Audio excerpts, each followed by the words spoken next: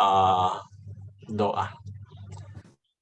Saya percaya kita semua saat ini dalam keadaan sukacita, sama pelajaran yang saya tidak tahu bagaimana saudara membaca firman itu dan bagaimana saudara menanggapinya, tapi saya percaya apa yang sementara saudara pelajari tentu untuk kebaikan kehidupan saudara juga. Dan di dalam menginterpretasi, memahami, atau mengerti Alkitab, tidak perlu menjadi seorang scholar teologian, tapi perlu lebih banyak berserah kepada Tuhan. Dan saya percaya dari pelajaran yang saudara sudah dapat baca, ada hal-hal yang unik, ada hal-hal yang menarik, yang mungkin saudara-saudara temukan dan itu menyentuh akan sisi kehidupan saudara. Ingat, setiap sesuatu yang kita peroleh dari firman itu membawa kita dalam damai sejahtera Kristus. Dan pada saat ini kita masuk kepada pelajaran pasal yang ke-16 ya. Iya, 16. Ini pasal 16 sampai pasal 22. Sekali lagi saya ingin ucapkan terima kasih Tante Berta sudah mendoakannya, dan biarlah selama pembahasan ini dipaparkan, kita juga berdoa dalam hati untuk mendapatkan dukungan, sokongan dari Tuhan melalui Roh Kudus yang akan memberikan kepada kita pengetahuan takut akan Tuhan. Karena sia-sia kalau kita belajar namun Roh takut Tuhan tidak ada dalam hati, tidak ada dalam pikiran kita. Sangat disayangkan hal itu demikian kalau sampai itu terjadi. Tapi biarlah kita akan selalu dituntun, kita akan selalu dijaga, dibawa kepada hubungan yang lebih intim dengan Juru Selamat itu. Baik, mari kita datang pada pasal Ulangan pasal 16. Sedikit review saja di dalam Ulangan pasal sebelumnya mengenai ada di sana pasal 14, yang lalu kita mulai dari pasal yang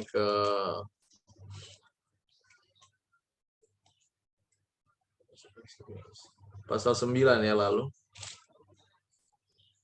Orang Israel diperingatkan supaya jangan membanggakan jasanya, itu yang sudah kita bahas yang lalu, dan bagaimana kesabaran Tuhan, dan akhirnya pasal 16 ini datang dengan 3 hari raya utama.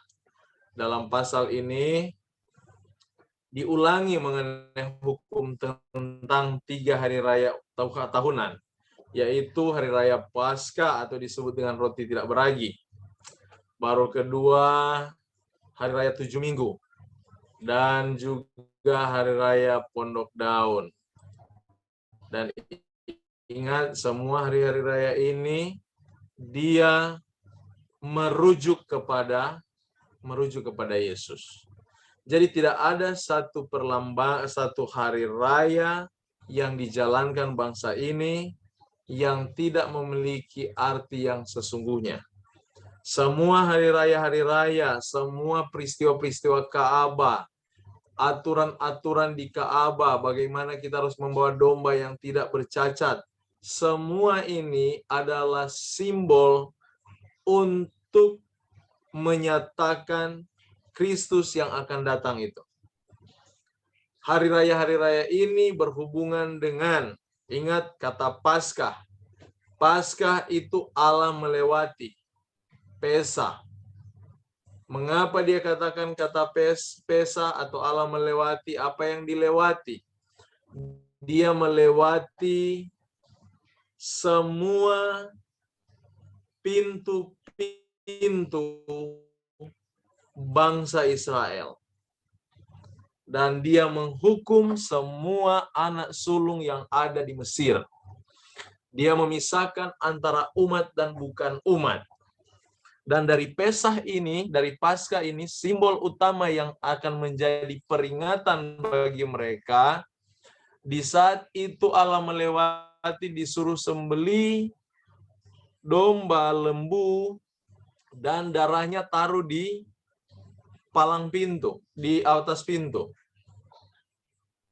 Ada dimintakan untuk menyembelih, mengorbankan binatang, menjadi simbol terhadap korban Kristus, pengorbanan Kristus, di mana makna utama di dalam Paskah itu adalah sebagai satu jaminan.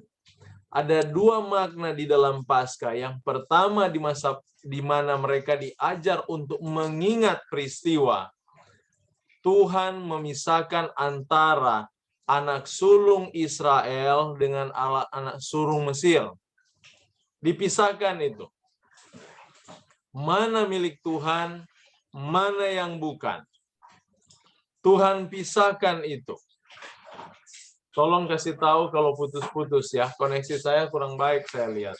Apakah suara saya kedengaran? Kedengaran kok, bagus. Bagus kok. Kedengaran jelas. Kedengaran. Ya, kedengaran jelas. Buat dari sini. Wah, langsung freeze kelihatannya. Loh. Tadi kok jelas sekali, sekarang udah hilang.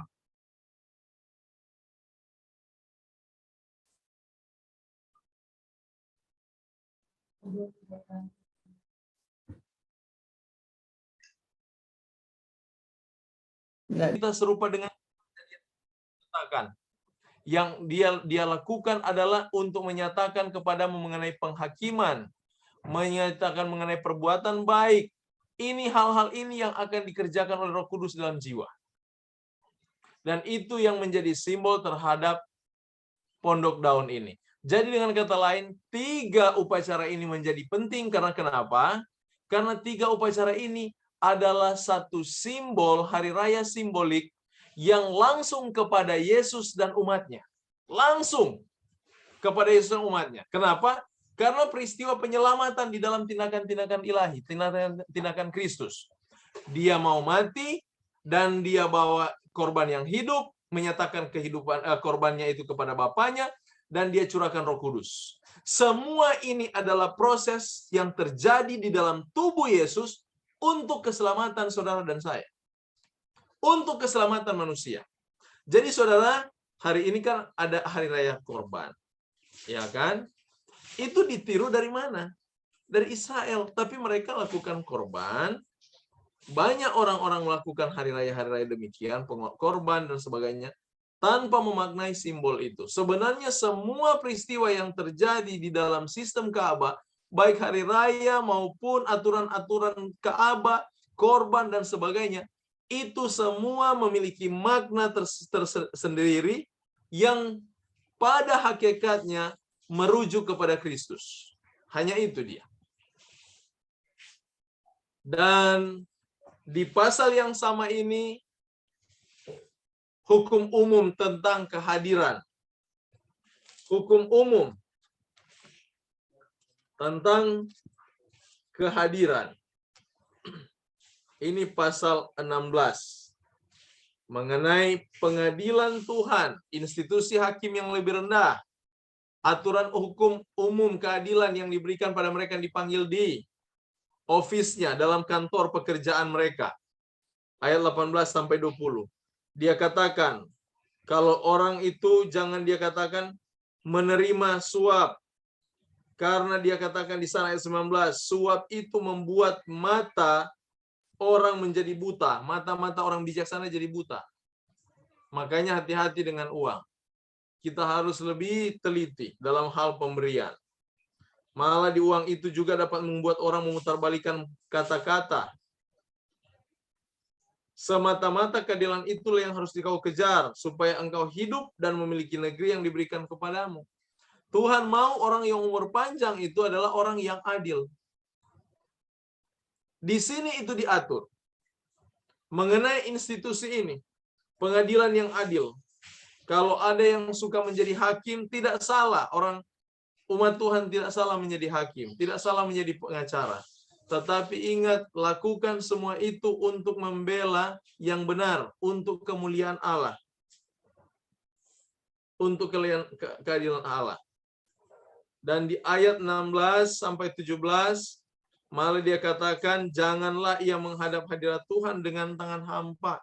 Kalau kita menghadap Tuhan, jangan dengan tangan hampa. Artinya kita merasakan berkat Allah, dan kita salurkan kembali berkat itu kepada siapa? Kepada umat. Melalui pundi persembahan. Jadi semua yang dilakukan ini diatur di dalam kitab-kitab ini. Jadi saudara, masalah pundi-pundi itu bukan nanti baru. Itu sudah diatur dahulu. Tetapi dibangkitkan kembali di masa kita. Oke. Pasal yang ke-17. Tentang kemurnian dan kesempurnaan semua hewan yang dipersembahkan sebagai korban. Jadi, tidak sembarang terima korban. Korban itu harus tanpa cacat. Karena itu menjadi simbol terhadap siapa? Yesus yang tidak bercacat celah. Tidak boleh patah kakinya. Tidak boleh kudisan. Karena Yesus sebagaimana domba yang sehat, dia bertumbuh sempurna dalam kesehatan yang seimbang. Fisik, mental, sosial, rohaninya sangat-sangat seimbang. Sangat seimbang. Ini Yesus. Oleh karena itu Tuhan memerintahkan supaya setiap korban yang dipersembahkan betul-betul dapat mencerminkan karakter putranya. Yang tiada bercacat celah. Kesempurnaan di dalam fisiknya, kesempurnaan dalam mental, dan juga sosial maupun rohaninya. Di ayat 2-7, saudara dapat di sana dengan perikop hukuman mati untuk penyembah berhala. Orang-orang yang menyembah berhala. Saudara bayangkan, kalau hukum ini diperlakukan sekarang lagi, berapa banyak orang akan mati? Saudara tahu banyak di antara kita yang walaupun sudah Kristen tapi masih penyembah berhala? Banyak. Masih menyembah berhala. Handphone mereka menjadi berhala mereka. Kalau lupa handphone, ke gereja, balik dia ambil handphonenya. Tapi lupa Alkitab, nggak bakal dia balik. Ya kan? Dijadiin itu handphone itu berhalanya. Saudara, jangan sekali-kali kita menjadikan sesuatu itu melebihi Tuhan. Sedangkan seorang pendeta, kalau saudara terlalu agungkan, menjadikan dia lebih-lebih Tuhan, saudara dalam bahaya. Engkau sudah jadikan dia berhala. Ilah. Sementara hukum pertama dikatakan, jangan ada ilah lain di hadapanku. Dan yang berikutnya tentang pengadilan. Dan ingat, pengadilan tertinggi dulu dipegang oleh Sanhedrin. Salah satu Sanhedrin di masa Yesus, Rasul Paulus. Jadi Rasul Paulus ini bukan orang sembarang dia. Dia itu salah satu Sanhedrin. Makanya dia yang putuskan kematian bagi Stefanus. Mereka dengar suaranya. Sanhedrin. Nah, itu diatur dalam kitab Ulangan ini. Sebenarnya tinggal pengulangan ini. Mengenai pengadilan tertinggi. Di ayat 12, dia katakan, orang yang berlaku terlalu berani dengan tidak mendengarkan perkataan imam yang berdiri di sana sebagai pelayan Tuhan Allahmu, ataupun perkataan hakim, maka orang itu harus mati. Saudara bayangkan, Tuhan memberikan otoritas tertinggi, otoritas hak atas imam-imam. Dan sampai dia katakan, orang yang tidak mendengarkan suara imam mengalami hukuman mati. Mengapa sampai begitu? Karena imam memiliki otoritas untuk meneguhkan dan untuk mempertahankan firman Tuhan. Jadi imam itu berdiri bersandar terhadap firman itu. Tidak boleh dia rubah. Tapi dia teguhkan, dia kokohkan itu untuk dibawakan kepada umat. Makanya Tuhan menyatakan, engkau harus mengalami hukuman mati kalau kamu melanggar perkataan imam. Karena melanggar perkataan imam itu sama dia melanggar perkataan firman. Karena imam itu membawa firman. Makanya kita semua yang menjadi imam-imam dalam rumah tangga, imam-imam di gereja, menjadi bapak rohani, menjadi ibu rohani, menjadi sosok orang rohani, ingat satu hal. Kalau penghukuman ini dijalankan kembali, tapi coba buka dengan saya di dalam kitab Ibrani. Tolong baca dalam kitab Ibrani. Jangan kita berpikir bahwa oke, sudah selesai kok ini. Ini kan perjanjian lama. Makanya penghukumannya nggak terlalu tajam, nggak terlalu hebat. Coba buka dengan saya di dalam kitab Ibrani. Ibrani berapa? Pasal 10. Ayat 26 dan ayat 27. Ibrani 10 ayat 26-27. Sebab jika kita sengaja berbuat dosa sesudah memperoleh pengetahuan tentang kebenaran, maka tidak ada lagi korban untuk menghapus dosa itu. Tetapi yang ada ialah kematian yang mengerikan akan penghakiman dan api yang dahsyat yang akan menghanguskan semua orang durhaka. Serem. Kelihatan hari ini tidak terlalu penting ya. Hal-hal yang itu kan perjanjian lama. Kalau dulu langsung hukuman mati.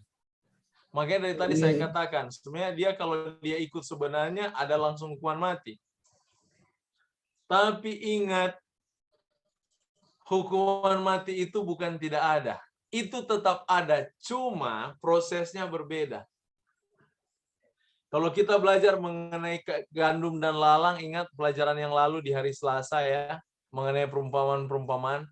Orang yang sifatnya lalang, dia sampai mati tetap lalang. Tidak ada lalang berubah jadi gandum. Tidak ada.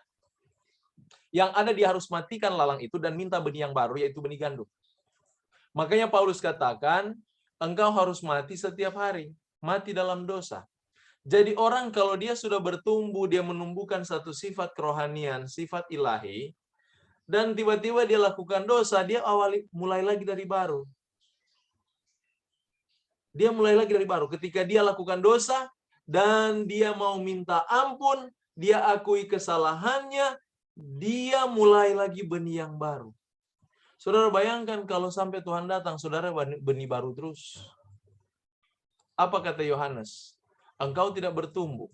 Dia akan keluarkan engkau sampai akar-akarnya. Dan dia potong, dikeluarkan, dia lemparkan ke neraka. Itu artinya orang-orang yang tidak bertumbuh dan selalu benih baru terus. Setiap hari hanya tahu mengaku dosa, bertobat, Tuhan ampuni dan lakukan lagi, ampuni Tuhan, lakukan lagi. Sampai mati, kita begitu terus, orang itu tidak akan pernah diselamatkan. Dia harus bertumbuh, karena proses pertumbuhan itu proses yang lama. Dia harus minta benih hari ini, minta gandum. Jadi Tuhan, selama ini ternyata saya lalang. Saya masih suka benci-benci orang.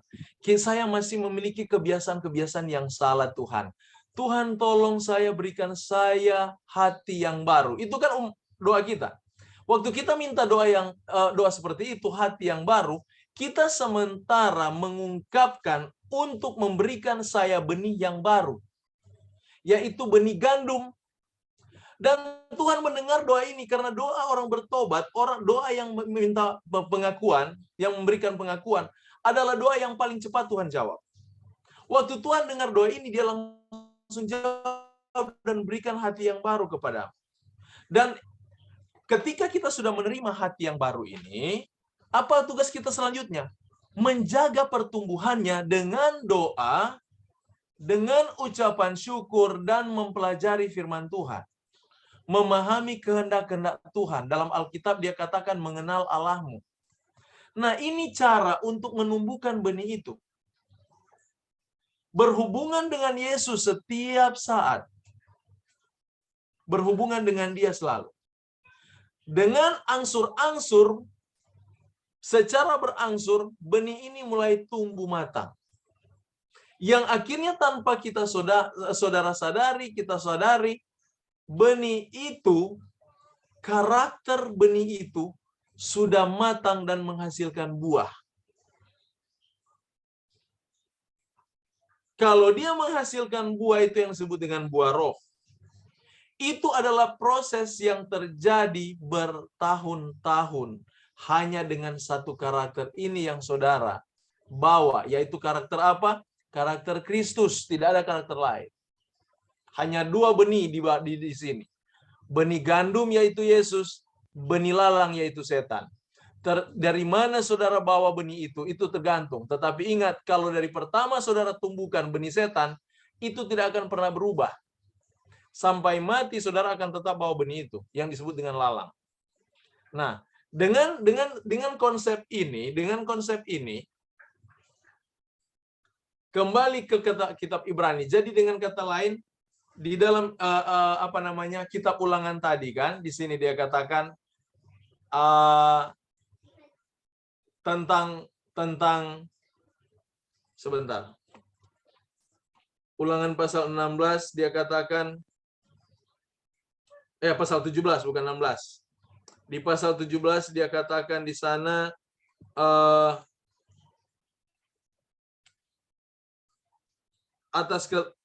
untuk imam-imam itu, ya, orang yang berlaku terlalu berani dengan tidak mendengarkan perkataan imam yang berdiri di sana sebagai pelayan Tuhan Allahmu, perkataan hakim, orang itu harus mati. Saya masih dalam konteks ini bicara. Dulu kalau orang bicara yang melawan imam, dia harus mati. Sekarang saudara maki imam, seolah-olah saudara tidak mati. Oke? Tapi secara rohani saudara sudah mati itu. Kalau itu tidak pernah ditobatkan, dia bertumbuh jadi lalang. Itu maksud saya. Itu yang Yesus maksudkan. Dia bertumbuh jadi lalang. Kalau selama saudara tidak pernah mengakui itu dan meminta Tuhan supaya mengubah itu, saudara akan tetap dalam keadaan itu sampai mati. Orang demikian tidak akan pernah diselamatkan. Makanya jangan memandang remeh dosa kecil. Selesaikan itu. Mungkin kita pernah berbicara kasar terhadap orang-orang yang diurapi. Kepada imam, kepada penatua-penatua yang diurapi. Jangan pandang remeh itu, karena itu diperhitungkan di sorga.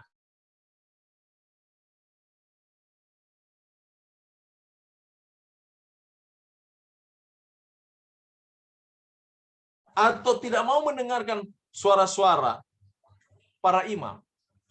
Makanya perhatikan doa Daniel. Coba tolong buka dengan saya dalam kitab Daniel. Daniel pasal 9. Daniel pasal 9. Coba perhatikan doa Daniel. Pasal 9 ayat yang ke-5 dan ke-6. Coba tolong baca. Penekanannya ada di ayat 6, tapi saya mau saudara baca dari ayat 5. Daniel pasal 9 ayat 5 dan 6. Tolong baca ayat ini. Silakan Bu Berta. Daniel pasal 9 ayat 5 dan 6. Kami telah berbuat dosa dan salah.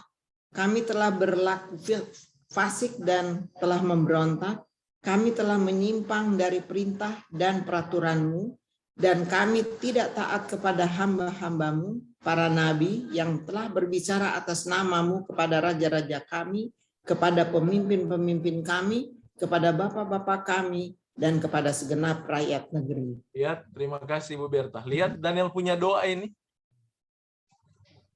Bahwa adalah dosa apabila orang-orang tidak mendengarkan imam-imam mereka. Mendengarkan tua-tua jemaat mereka yang mempertahankan akan peraturan-peraturan Tuhan, yang mengajarkan kebenaran-kebenaran Tuhan. Apabila kita mengabaikan, kita melalaikan dari mendengarkan mereka, maka sebenarnya dalam aturan Taurat, saudara dihukum mati. Tapi mengapa banyak orang melawan imam-imam, melawan pendeta-pendeta, penatua-penatua, kok belum mati-mati, nggak dihukum mati. Ingat, prosesnya ada. Itu yang dibacakan tadi Ibu Berta dalam kitab Ibrani. Cepat atau lambat, tapi itu semua diperhitungkan di akhir, dan penghukuman mati bukan lagi dilempar dengan batu, tapi dibakar dengan api. Itu yang menjadi konsekuensi mereka. Jadi bukan semua aturan ini sudah hilang. Tidak. Prinsip tetap jalan. Tidak ada yang dihilangkan. Kalau Tuhan sudah hilangkan mengenai menghormati sesama, Tuhan dalam bahaya itu kalau begitu. Makanya Tuhan katakan, ini isi hukum Taurat itu. Kasihi Tuhan Allahmu dengan segenap hati, jiwa, dan segenap elemen hidup itu. Kasihi sesamamu manusia. Itu satu paket. Tidak ada orang bilang, saya kasih Allah aja dulu. Nanti belakangan sesama manusia. Atau sebaliknya, saya kasih manusia dulu. Allah ke belakang. Tidak. Namanya saudara mengasihi Allah yang tidak kelihatan, saudara akan otomatis mengasihi manusia yang kelihatan. Bagaimana mungkin engkau tidak mengasihi yang kelihatan dan kamu katakan kamu bisa mengasihi yang tidak kelihatan? Tidak mungkin. Tidak ada orang yang tidak mengasihi yang kelihatan, lalu dia pasti mengasihi yang tidak kelihatan. Sedangkan yang sudah kelihatan, dia tidak mau kasih apa yang tidak kelihatan. Makanya Tuhan kasih itu paket itu, namanya orang mencintai Tuhan dengan segenap hati, dia akan mencintai sesama. Jadi kalau ada orang Kristen mengakui dia pengikut Kristus, dia setia dengan Tuhan, tapi dia benci saudara, saudara dalam penyesatan. Itu dalam kesesatan namanya. Tidak ada orang yang mencintai Tuhan, dia akan membenci sesama. Tidak ada. Sama sekali tidak. Nah, di pasal 17 ini, mulai ayat 8 sampai 13, mengenai pengadilan tertinggi, yaitu keimamatan. Ayat 14 sampai ayat 20, mengenai hukum tentang raja. Walaupun di dalam kitab Samuel, Tuhan katakan, dia tidak suka mereka pilih raja. Tapi hukum mengenai raja sudah diatur. Malah di sini dikatakan, kalau punya raja itu, kalau jadi raja, dia tidak boleh memiliki kuda banyak. Tapi saudara baca kekayaan Salomo. Kudanya minta ampun, ribuan. Makanya jangan heran kalau dia jatuh. Dia adalah orang yang bijaksana, orang berhikmat yang pernah ada di atas dunia ini. Tetapi kejatuhannya bukan hanya masalah dia kawin dengan perempuan-perempuan penyembah berhala ini. Ada 700 istri dia. Dan dia kawin secara politik. Dan dia memperkaya kerajaannya. Jadi selama masa Salomo, kejayaan Salomo, Israel begitu hebat dan jaya. Tetapi ketika dia melanggar ini, itu kejatuhannya. Karena mengapa? Dia sudah mulai mencintai kuda-kuda. Mengapa Tuhan larang jangan banyak kuda? Saudara tahu apa alasannya? Alasannya yang Yesus katakan, di mana hartamu berada, di situ hatimu berada. Kekuatan ya. Kalau orang punya banyak kuda di masa itu dia menjadi sombong, karena kenapa? Itu menjadi simbol kekuatan. Kalau orang banyak kuda di masa itu orang-orang hebat, tentaranya adalah pertahanan yang paling kuat. Karena kuda digunakan untuk perang. Makanya menjadi sombong orang-orang kalau banyak kudanya. Tuhan larang orang Israel jangan banyak kuda. Bayangkan itu. Sebenarnya Tuhan sementara mendidik, bukan kuda itu salah. Tidak. Tetapi dengan adanya kuda itu memicu kesombongan diri mereka. Jadi pelajaran bagus kita ambil di sini. Perhatikan baik-baik. Segala sesuatu benda yang saudara miliki, baik itu di rumah atau di mana saja, yang memicu saudara untuk menjadi sombong, tinggalkan itu. Ada orang hanya dengan sepatu, dia sudah merasa dia itu istri presiden. hanya menggunakan sepatu yang baru, dia merasa bahwa dirinya harus dihormati. Walaupun dia tidak tunjukkan bahwa harus saya dihormati, tetapi perasaannya sudah memicu keinginan-keinginan yang jahat dalam jiwanya. Segala sesuatu yang memicu satu perasaan yang lain, perasaan yang tidak ada hormat kepada Tuhan, perasaan di mana kita tidak lagi memiliki hati yang rendah, segala sesuatu yang membuat kita berubah seperti itu, lebih baik tinggalkan itu, saudara. Jadi bukan masalah saudara punya mobil salah. Tidak. Sama dengan masalah ini. Tuhan bukan larang mereka punya kuda. Tetapi dia katakan jangan kamu banyak kuda. Prinsipnya yang diambil. Karena orang kalau banyak kuda di masa itu, orang-orang ini menjadi bangga. Memicu kebanggaan diri. Dan mereka lupa akan kuasa Allah. Mereka pikir nanti kalau perang mereka punya banyak kuda, dengan pasukan berkuda, dengan orang-orang yang pahlawan-pahlawan hebat. Mereka, makanya kalau berperang, saudara, naik di atas kuda, lebih banyak dia akan bunuh daripada dia jalan kaki. Makanya kesombongan itu tinggi sekali. Sama dengan keadaan kita saat ini. Hanya kita kan bukan kuda lagi. Kita sekarang sudah Fortuner. Ya kan? Kalau Fortuner itu membuat saudara merasa bangga dan melihat orang lain jadi kecil, lebih baik saudara jual Fortunernya, bantu orang miskin. Itu lebih mulia. Tuhan bukan larang orang punya Fortuner. Tuhan bukan larang orang punya mobil mewah. Tidak, Tuhan tidak pernah larang itu. Tapi jangan jadikan benda itu berhalamu yang bisa merubah perasaanmu dari yang sederhana menjadi hebat. Jangankan hal masalah kepemilikan harta. Dalam hal pendidikan, kalau hanya dengan doktor itu engkau jauh dari Tuhan, engkau memandang saudara-saudaramu rendah, lebih baik tinggalkan doktormu itu. Tidak berguna itu. Saya sendiri mereka tanya, James, kamu sekolah? Saya berpikir 2 kali. Tuhan, saya bilang, kalau sekolah itu hanya membawa saya jauh dari Tuhan, saya tidak akan pernah sekolah. Makanya sampai saya tamat S1 yang lalu, saya tidak ikut penamatan. Mengapa? Saya takut ada sesuatu yang lain berubah dari cara pandang saya. Karena semua yang saya rasakan bukan saya lagi. Tapi Yesus yang bekerja di dalam hidup saya. Dia buat semua yang saya lakukan berhasil. Tidak dapat saya pungkiri. Makanya saya tidak mau ambil satu kehormatan dari apa yang Tuhan buat. Biarlah namanya yang ditinggikan.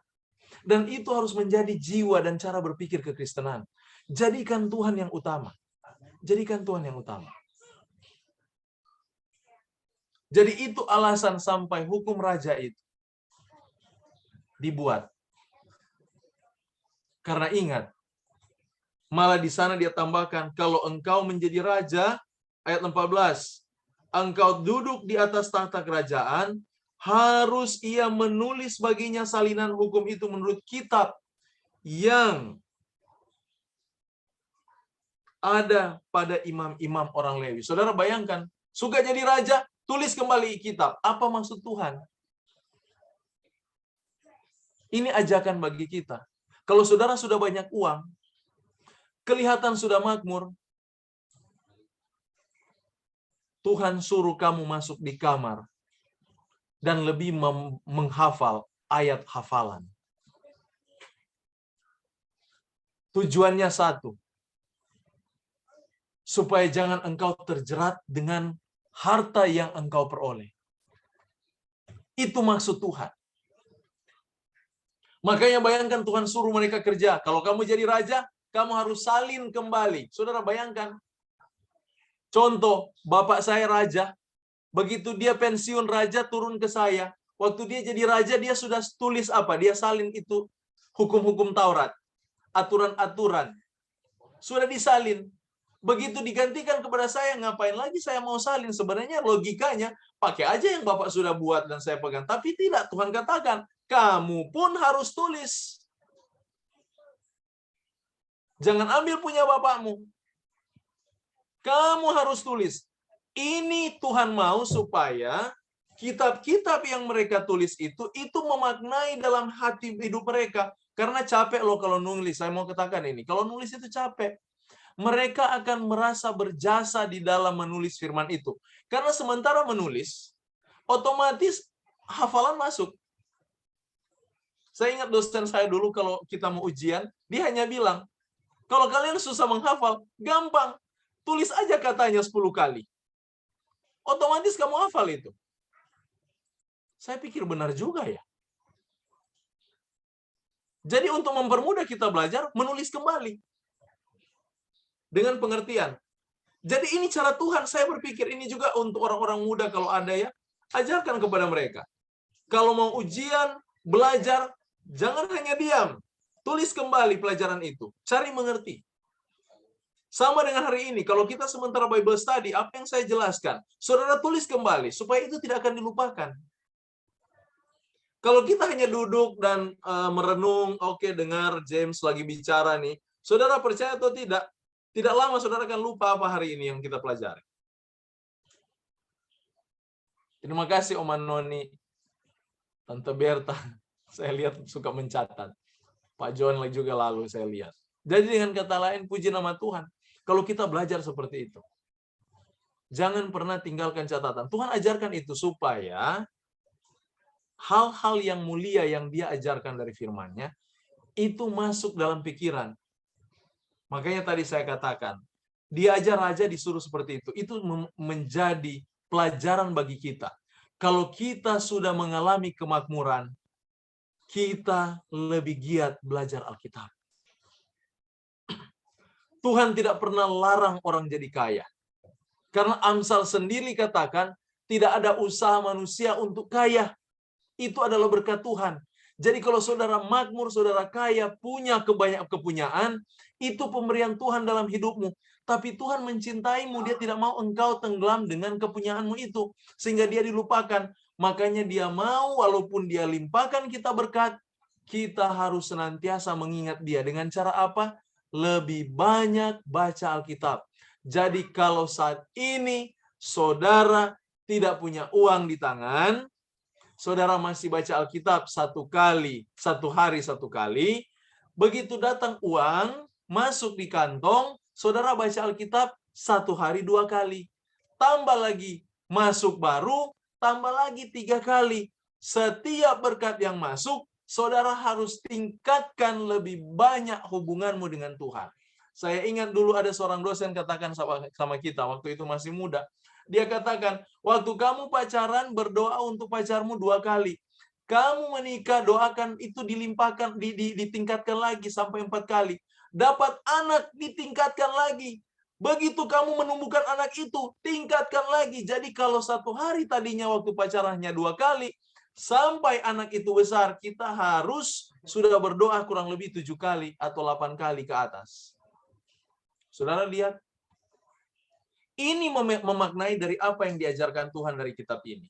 Di mana segala sesuatu yang kita peroleh, kita harus penuh dengan ucapan syukur dan lebih dekat dengan Tuhan. Jangan tunggu saudara sakit, susah, baru cari Tuhan. Jangan. Di dalam kemakmuranmu yang sementara bertumbuh, tetap cari Tuhan terus. Jangan engkau terjerat dengan harta dan kepunyaan itu. Di pasal yang ke-18,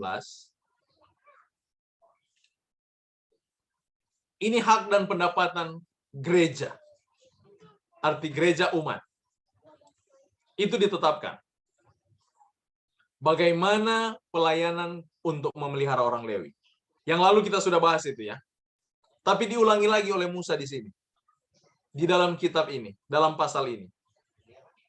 Di mana hak orang Lewi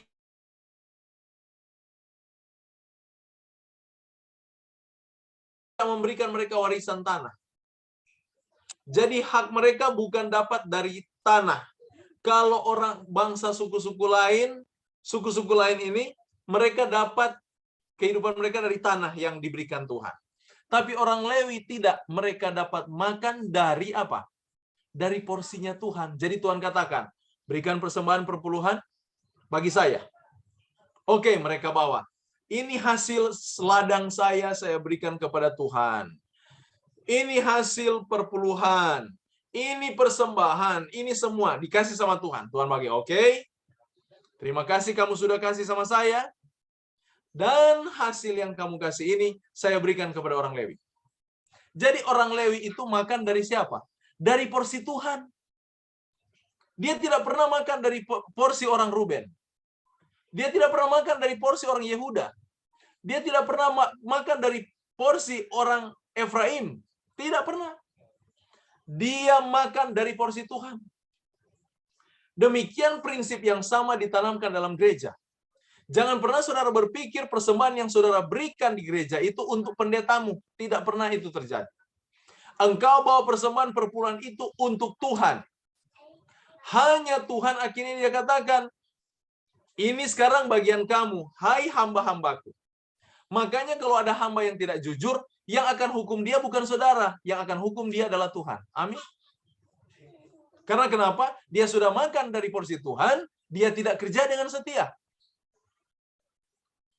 Dia memperkaya hidupnya dengan porsi Tuhan, tapi dia itu kerja abu nawas. Hanya datang kalau ulang tahun. Mendoakan orang kalau nanti ulang tahun. Atau kalau ada orang yang lebih kaya, sudah tender, pica tender, nah di situ dia datang doakan. Saudara, pekerjaan seperti ini itu dituntut oleh Tuhan kalau hamba-hamba Tuhan seperti itu. Jangan coba-coba main dengan Tuhan. Kita harus melayani Tuhan. Kalau ada hamba-hamba Tuhan pun di sini, kita semua sama seperti kita juga semua hamba-hamba Tuhan. Tetapi hamba yang terpilih, hamba yang mengatur jemaat, yang membawa kemuliaan Allah di tengah-tengah umat, mempertahankan firman-Nya dalam dogma-dogma. Mereka harus bekerja dengan setia dan tekun. Karena mereka dapat makan dari porsi Tuhan. Tapi ada hamba-hamba yang tidak demikian. Mereka tidak puas dengan porsi Tuhan. Mereka buat porsi sendiri. Akhirnya mereka pun jadi bisnismen. Kalau ada seperti ini, lebih baik kita bertobat.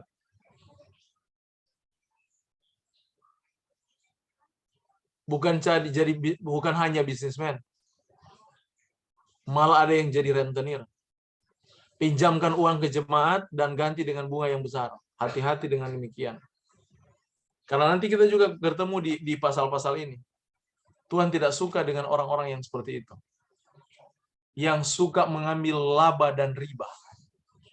Bunga dan riba. Karena bunga dan riba itu kekejian di mata Tuhan sebenarnya. Tahu arti bunga kan? Kalau bunga itu bentuk uang, itu bunga. Kalau riba, bentuk makanan. Itu bedanya. Jadi contoh. Hari ini, saudara, saya kasih ikan mas. 1 ekor. Saudara balas sama saya, harus 2 ekor. Itu namanya riba. Karena bentuk makanan. Kalau uang, hari ini saya pinjamkan saudara 50.000. Berikut saudara kembalikan 51.000. Yang 1.000 itu menjadi bunga. Tuhan tidak mau itu. Tuhan tidak pernah ajarkan itu. Malah Yesus ajarkan, apabila ada saudaramu meminjam sesuatu daripadamu, berikanlah itu tanpa mengharapkan itu kembali. Itu prinsip Tuhan. Jadi kalau saudara mau pinjamkan uang kepada orang atau pinjamkan makanan kepada orang, jangan berpikir untuk itu kembali. Jangan pernah. Banyak orang-orang rentenir suka bertengkar, peminjam uang, pemberi. Kenapa? Karena mereka tidak pernah punya prinsip Tuhan. Mereka punya prinsip, saya minta maaf kata, prinsip setan yang mereka bawa. Karena prinsip setan sifatnya tuntut-tuntut hutang. Makanya kenapa dosa itu diberikan istilah Tuhan membayar dosamu. Saya mau tanya, bayar sama siapa itu? Kepada si penuntut hutang. Siapa si penuntut hutang? Setan. Jadi kalau ada orang yang suka tuntut hutang, dia tidak lebih dari sahabatnya itu. Yang musuh Tuhan. Amin. Jadi kalau ada yang pinjam uang sama saudara, ikhlaskan itu. Kalau dia kembalikan, puji nama Tuhan. Kalau tidak, jangan tuntut lagi. Ikhlaskan itu. Karena itu hukum yang Tuhan ajarkan. Dari masalah riba. Makanya orang Lewi diatur supaya mereka cukup makan dari mana? Dari persembahan, dari perpuluhan. Jangan ambil dari lain. Tuhan yang ajarkan. Dan juga di ayat yang ke-9 mengenai peringatan terhadap kebiasaan keji dalam hal penyembahan berhala. Tuhan tidak suka orang-orang menyembah berhala. Di ayat 11 dia katakan seorang pemantra ataupun seorang yang bertanya pada arwah atau pada roh peramal yang mantra-mantra. Saudara suka baca-baca mantra. Nggak tahu bahasa apa dia ngomong. Dia katakan si pemantra ini itu kekejian di mata Tuhan. Yang lebih buruk lagi orang-orang yang suka tanya kepada roh-roh peramal. Kalau orang muda suka mereka meramal-ramal nasib. Bintang apa hari ini? Bulan apa kamu James? Oh Juli. Oke Juli. Cancer. Oke Cancer. Apa yang dikatakan dengan horoskop ini? Kok Cancer itu bulan Juli harus pakai baju biru biar lebih romantis. Saudara, tanpa kita sadari kita sementara menempatkan diri kita dalam ramalan. Tuhan tidak mau demikian.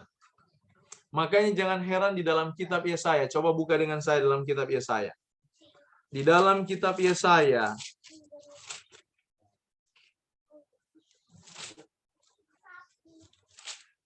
Yesaya pasal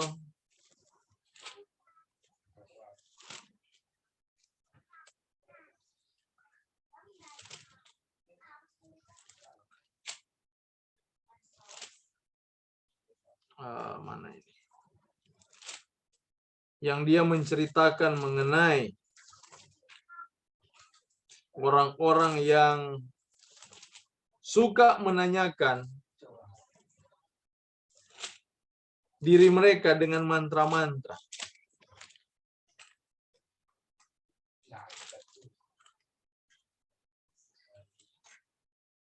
Saya tulis di sini okult sebentar ya.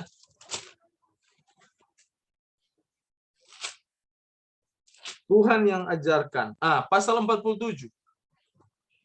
Ayat 12 sampai ayat 15.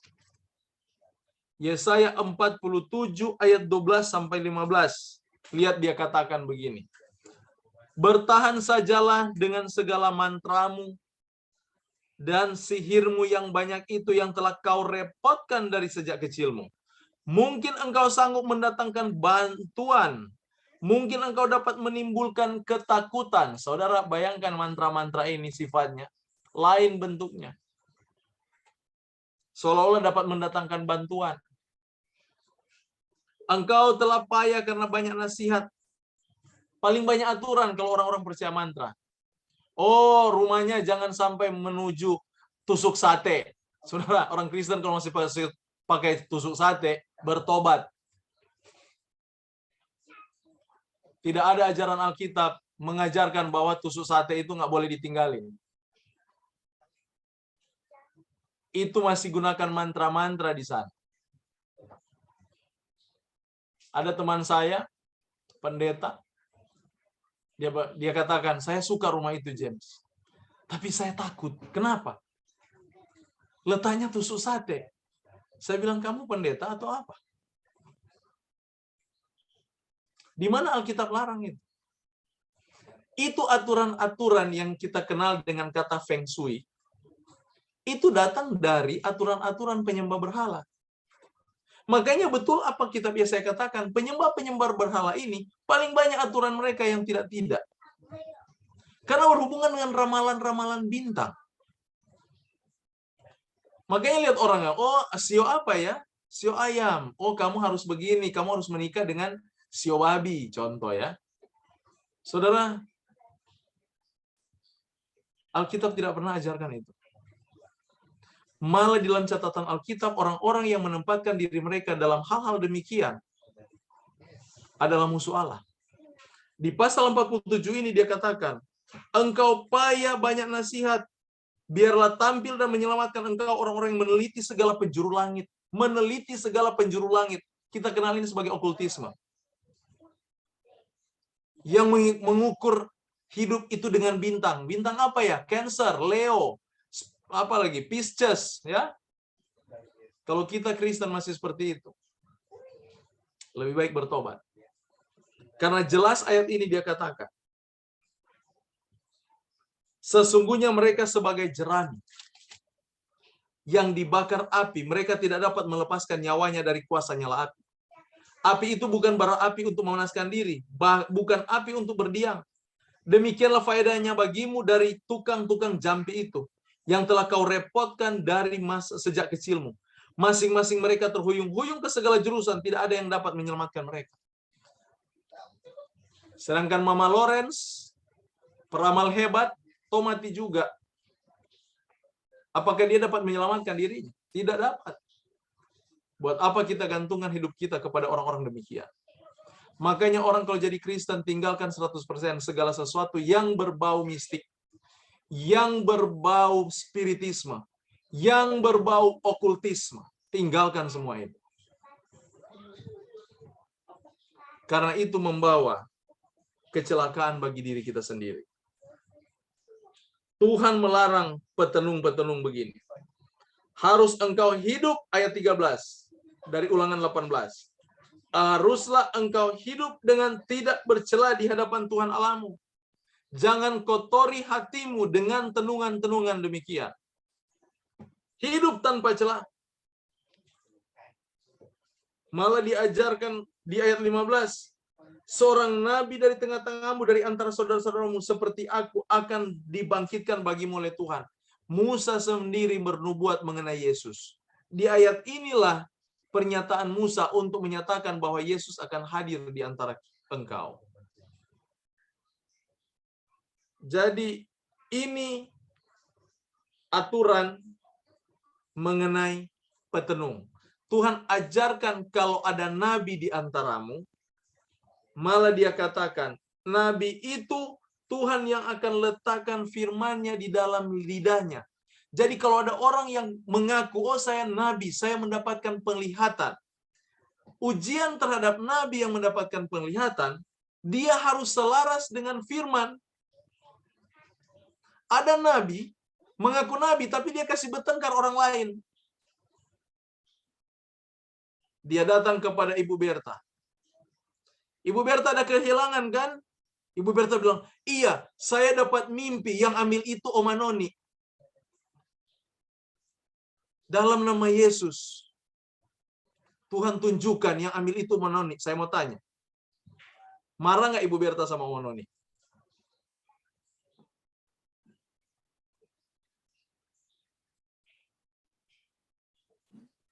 Kalau saya mau enggak. Mengaku nabi, tapi dia buat bertengkar orang lain. Yang lebih buruk lagi, saya sering dapat ini. Ada orang berdoa. Orang sakit nih, teman saya sakit. Terus ada seorang pendoa datang. Dia cabut dari leher teman saya. Sudah meninggal teman saya ini. Berapa kali saya tegur dia bertobat. Jangan dengar mereka. Tapi dia selalu pergi. Dicabut dari lehernya kawat dan paku. Itu bukan satu hal yang saya bukan bicara asal-asal, tapi saya saksi dari hal itu. Cabut. Tahu nggak selesai dicabut, sebelum dia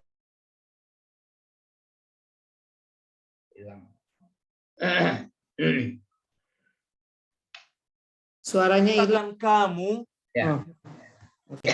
kamu diguna-gunain. Kamu diguna-gunain. Siapa yang guna-gunain? Sahabat dekatmu. Sebentar, saya mau cabut dulu. 1 jarum, paku, kawat, dicabut dari leher. Teman saya, dia cerita sama saya. Yang guna-gunain dia orang terdekat. Tapi dia nak kasih tahu siapa. Tapi saya mau katakan, hal itu saya katakan sama teman saya. Kalau dia itu adalah orang yang diutus Tuhan, karena dia berdoa atas nama Tuhan kepadamu, dan seolah-olah dia menjadi seorang penyembuh ajaib bagimu. Tapi ingat, dia telah menciptakan perkelahian antara kamu dengan sahabatmu. Apakah itu kita sebut orang benar? Yesus itu pembawa damai, bukan pembawa pertengkaran. Jadi kita kalau lihat orang-orang begini, kita pelajari rohnya. Di dalam amaran ini, di dalam kitab Ulangan pasal 18 ini, Tuhan amarkan kepada bangsa Israel, jangan sampai mereka tertipu dengan orang-orang yang mengaku diri mereka nabi. Yang datang dari Tuhan, yang diutus Tuhan, membawa atas nama Tuhan. Di akhir zaman, Yesus katakan banyak orang datang dengan nama Tuhan Yesus. Mengakui Yesus dan berdoa atas nama Yesus, mengangkat Alkitab. Saya mau katakan, di Manado itu ada, batu pinabetengan. Ya. Saudara percaya atau tidak? Di sana sentral, di tempat itu sentral, spiritisme. Ada seorang nenek tinggal di situ. Dan dia, kalau mereka lakukan ritual, saya dengar ini dari teman saya yang saksi mata atas hal itu. Mereka lakukan ritual, nenek itu melayang di atas udara. Saudara, apa yang dia pegang? Alkitab. Saya mau tanya, dia itu datang dari Tuhan atau datang dari setan? Tapi orang terjebak karena dia pegang Alkitab. Nggak mungkin setan pegang Alkitab. Saya katakan, mengapa kita heran dengan setan pegang Alkitab? Yesus saja dia bunuh. Jangankan Alkitab. Kadang-kadang kita sudah mendewakan Alkitab itu membuat setan lari. Setan berpura-pura lari karena kita pegang Alkitab. Yang dia lari, dia takut kalau saudara bertobat. Itu yang dia takuti. Kalau saudara pegang Alkitab, dia nggak akan pernah takut. Dia hanya bohong aja, pura-pura lari. Aduh, takut lihat Alkitab. Itu kan film-film yang buat. Tapi bukan demikian cara dia. Dia tahu bagaimana itu. Jadi tidak semua orang datang atas nama Tuhan pegang Alkitab dan kita langsung katakan dia datang dari Tuhan. Tidak. Setan juga belajar Alkitab sampai sekarang, saudara. Untuk menipu saudara dan saya. Jangan pikir hanya saudara baca Alkitab. Dia belajar Alkitab dari A sampai Z. Makanya perhatikan waktu dia lawan Yesus, dia pakai ayat dari mana dia pakai itu? Ayat Alkitab yang dia gunakan. Ada tertulis, ada tertulis, ada tertulis. Dari mana dia tahu? Jadi setan, dia tetap gunakan firman Tuhan. Hanya dia tidak menghidupkannya. Makanya orang yang dia takuti adalah orang yang menghidupkan firman itu, bukan orang yang membaca firman. Kalau kita hanya sekedar baca, setan juga baca, dan dia sama-sama dengan kita senyum-senyum. Baca ya, kita sama-sama ya, belajar ya. Makanya banyak orang belajar firman Tuhan terjebak. Tanpa dia sadari, dia sudah disesatkan. Di dalam ayat ini, Tuhan ingatkan bahwa nabi yang benar, dia membawa firman dan Tuhan akan letakkan firman itu di hatinya, di bibirnya. Ayat 22, apabila seorang nabi berkata demi nama Tuhan dan perkataannya tidak terjadi, tidak sampai, itu perkataan yang tidak difirmankan. Yang bernubuat untuk masa depan, sehubungan dengan hal-hal yang akan terjadi. Terlebih hal-hal mengenai the last event atau kedatangan Tuhan yang kedua kali. Dan di pasal 18 ini, murka Tuhan mengancam mereka yang membenci nubuat, ayat 19. Jadi jangan pernah kita membenci hal-hal yang berhubungan dengan amaran-amaran, buku-buku yang memberikan amaran mengenai pertumbuhan rohani kita. Jangan pernah kita benci. Karena Tuhan katakan, Dia akan perhitungkan semua itu. Itu akan dituntut Tuhan. Di ayat 19. Daripadanya akan kutuntut pertanggungjawaban. Minta maaf. Di pasal 19 sekarang. Ada kota-kota perlindungan. Ada kota-kota perlindungan yang Tuhan gunakan untuk melindungi orang-orang yang mengalami maaf, kering leher saya.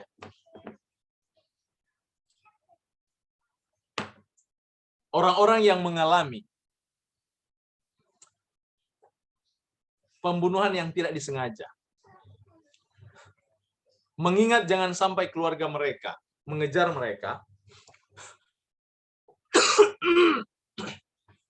mereka, dia siapkan kota perlindungan untuk melindungi orang-orang ini dari keluarga korban. Jadi Tuhan tahu melindungi. Dengan kata lain, di sini kita pelajari bahwa Allah tahu memberikan keadilan. Allah tahu memberikan keadilan. Di dalam sistem bangsa Israel saja dia atur. Siapa yang harus membalas keadilan itu? Kalau orang membunuh, orang mencuri, dia harus mengalami satu hal yang adil. Tuhan atur itu dengan sempurna. Dikatakan di sini hukum-hukum yang sampai sekarang diulang dan disak oleh Musa. Sebagian besar menyangkut tindakan agama dan pengabdian pada Tuhan. Tapi di sini dia datang lebih penuh untuk menekankan kewajiban kebenaran antara manusia dan manusia. Bab ini berhubungan dengan pertama, perintah ke-6, jangan membunuh, jangan mencuri, dan masalah saksi dusta. Makanya tempat kota-kota perlindungan ini untuk mereka yang apabila mereka menjadi tersangka yang tidak bersalah sebenarnya. Mereka tidak pernah bersalah, tapi menjadi tersangka. Atau mereka memang tersangka, tetapi penghukuman mereka itu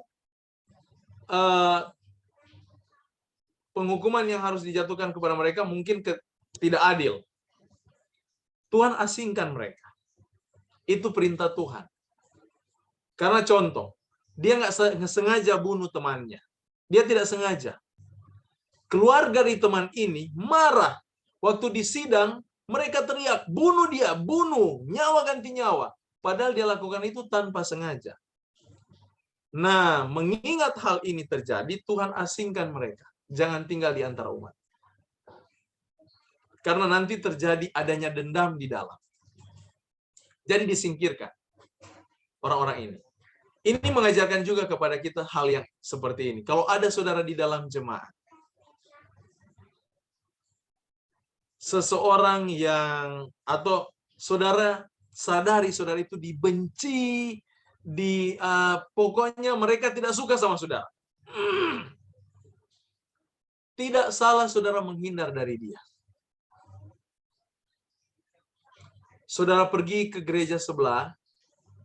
Jadi kalau dari GBI di satu, pergi di GBI yang sebelah. Itu tidak ada salah. Mengapa?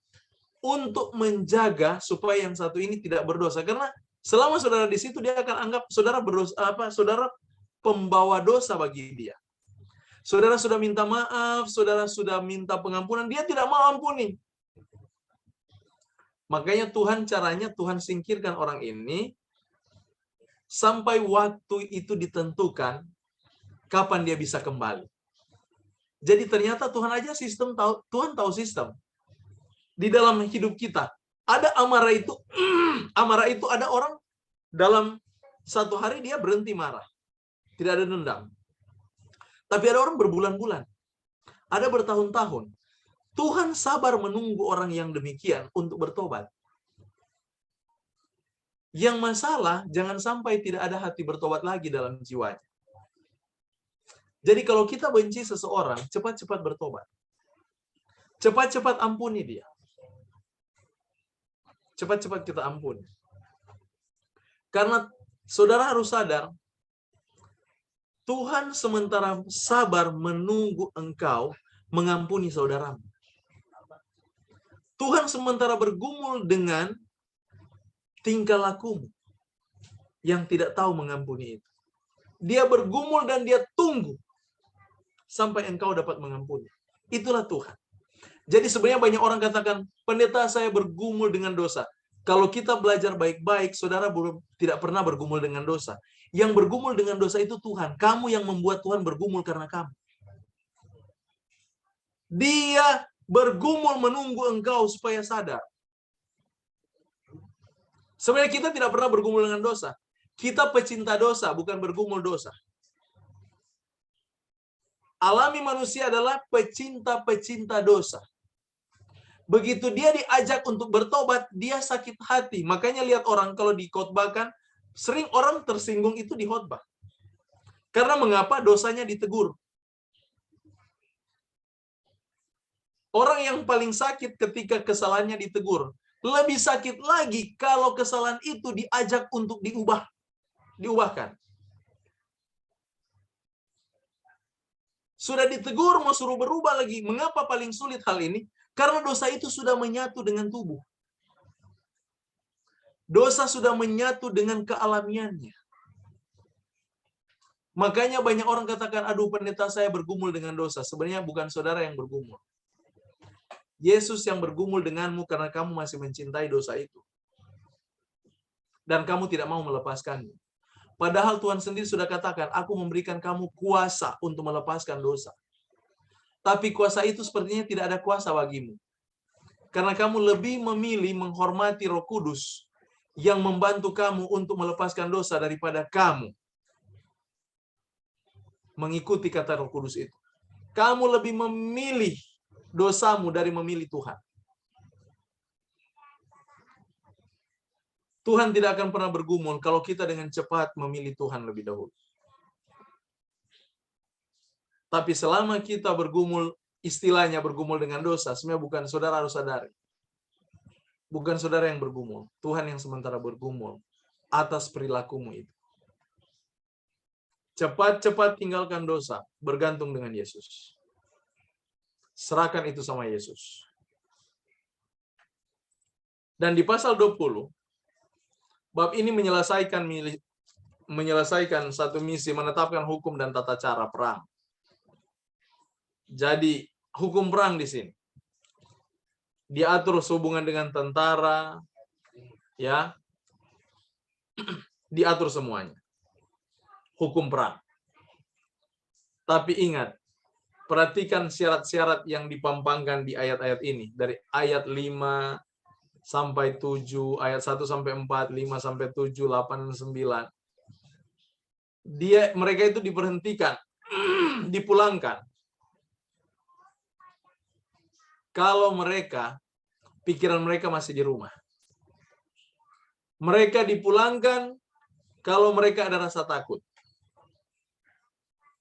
Mereka dipulangkan kalau mereka masih ingat-ingat istri mereka. Itu adalah satu prinsip yang Tuhan tanamkan. Kalau kita sementara berperang secara rohani, kita sementara menuju surgawi. Amin. Kalau saudara setengah-setengah hati untuk berperang melawan dosa, lebih baik jangan berperang.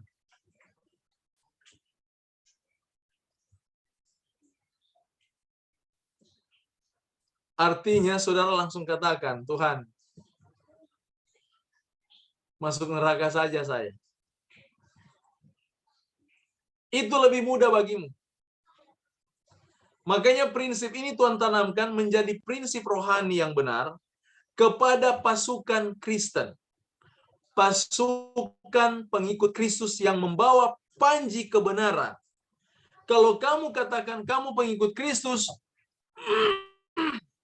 jangan pikirkan rumahmu, jangan pikirkan hartamu, jangan pikirkan jabatanmu, jangan pikirkan harga dirimu. Mati kalau mati demi Yesus.